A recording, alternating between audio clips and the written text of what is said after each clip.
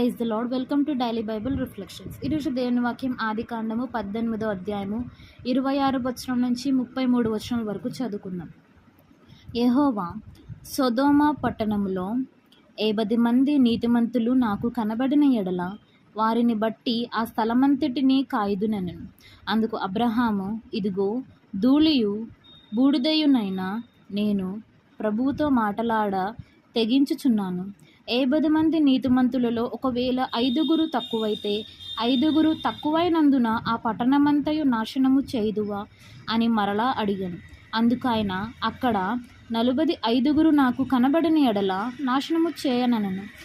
అతడింకా ఆయనతో మాట్లాడుచు, ఒకవేళ అక్కడ 40 మందియే కనబడుదురేమో అనినప్పుడు ఆయన ఆ 40 మందిని బట్టి నాశనము చేయక యుందునని చెప్పగా, అతడు, ప్రభువు కోపపడని ఎడల నేను మాటలాడదను.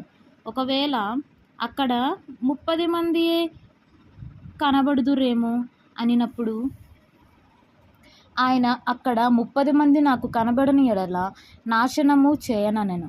అందుకు అతడు, ఇదిగో ప్రభువుతో మాటలాడ తెగించితిని. ఒకవేళ అక్కడ 20 మంది కనబడుదురేమో అనినప్పుడు ఆయన ఆ 20 మందిని బట్టి నాశనము చేయకుందుననగా, అతడు, ప్రభువు కోపపడని ఎడల నేనింకొక మారే మాటలాడదను.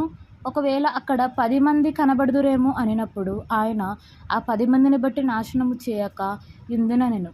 యెహోవా అబ్రహాముతో మాట్లాడుట చాలించి వెళ్ళిపోయాను. అబ్రహాము తన ఇంటికి తిరిగి వెళ్ళాను.